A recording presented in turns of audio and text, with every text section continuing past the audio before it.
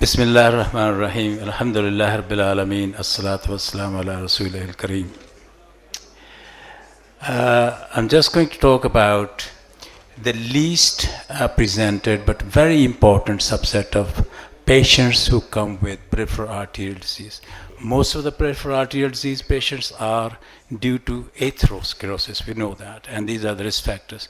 An important part of the atherosclerosis is that you have the blood vessel is, the structure of the blood vessel is preserved. You can see that it's mainly build-up of the lipids between intima and media, resulting in narrowing of the lumen, and that causes the problem.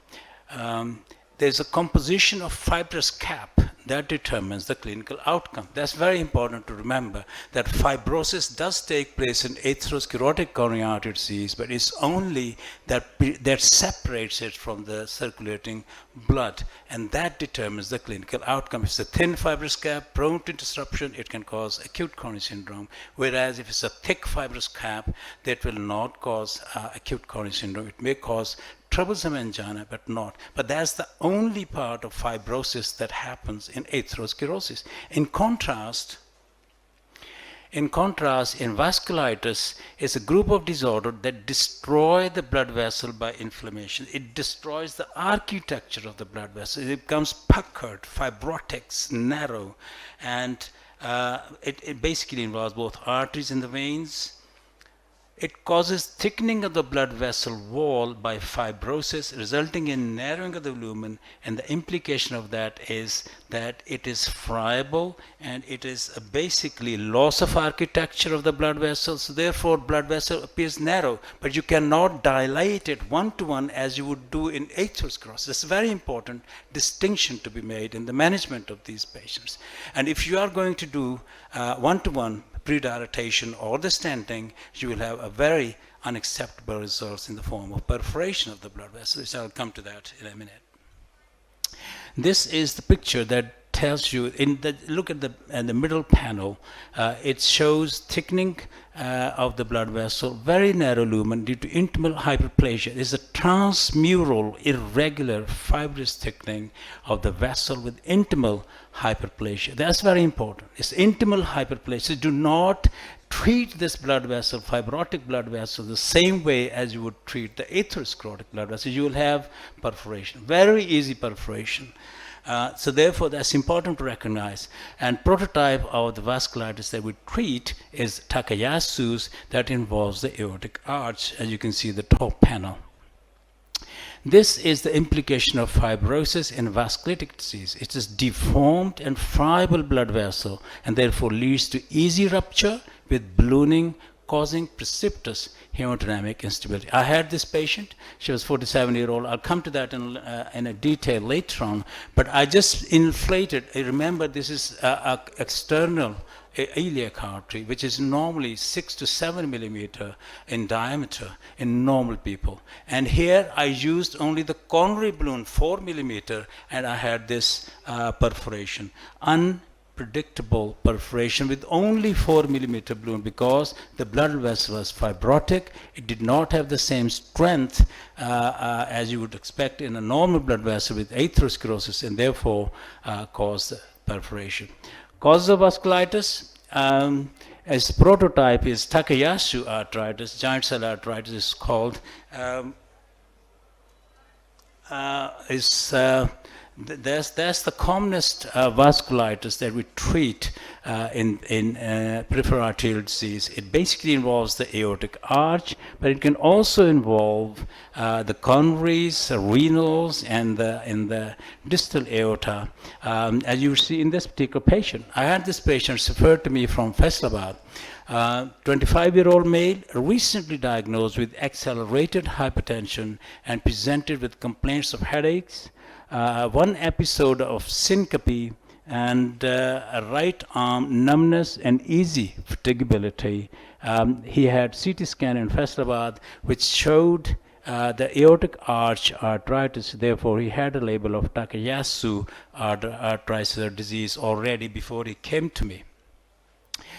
Now, Examination showed high blood pressure, as you can see at the top, and also absent pulses in the right upper limb, brachial, radial, ulnar, and there was also absent left common carotid in this particular patient. Now you can see this angiogram is run. The right innominator artery, right at the start, is diffusely diseased, and you can see very significant involvement of the vertebral artery at its ostium, and very critical stenosis of the right subclavian artery, and therefore it's not surprising that he had no pulses in the right upper limb.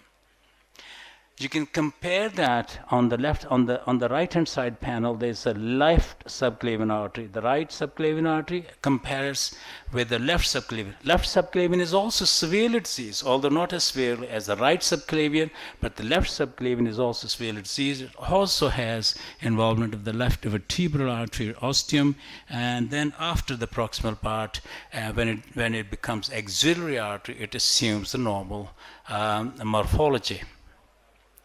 Now, this is his renal shot diagnostic. Look at the left side first, left renal artery on the right-hand side. You can see the nephrogram, you can see the blush that is outlining the kidney, and you can see the left renal artery. It is again significantly narrowed, but not as much as you can see the streak on the right-hand side. You can see just a streak of the blood vessel.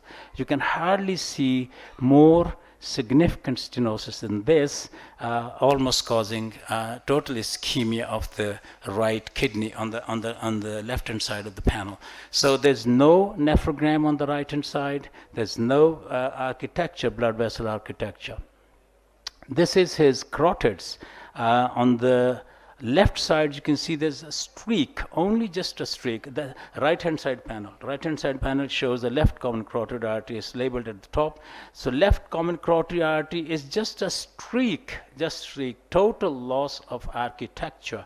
Whereas on the right-hand side, the right common carotid artery is well preserved, but you can see the disease in the right internal carotid artery there. So he had quite extensive involvement. This shows that there was a contralateral supply of the left hemisphere because of the left common carotid artery occlusion. He was getting collateral supply from the right side. We approached this patient with 14 wire, as you would expect, and pre-dilatation with 2 balloon, and then 14 wire was replaced with 35, and we did the stenting. You can see we had to choose the undersizing because of this fibrosis. So stent was used was 637, 647, 747 proximally, 637 distally, and they were post-dilated with 7, not more than 7, although the vessel size here is normally more than 8, and especially in the innominators more than 8 or even 9.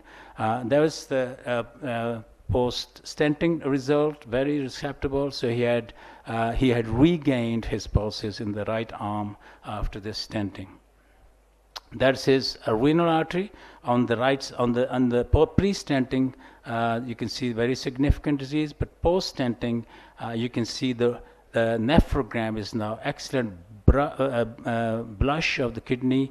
But remember, and this is what I want to point out, that the stent used was a coronary stent here, 3.5. Normally, blood vessel is about 5 or 6. It takes about 5 or 6 millimeter stent. But here, 3.5 millimeter was taken, and it was post-dilated gingerly with 4O balloon, because you can see that there is always a danger of perforation. So therefore, you have to keep it undersized in vasculitis, otherwise you will have very unacceptable complications.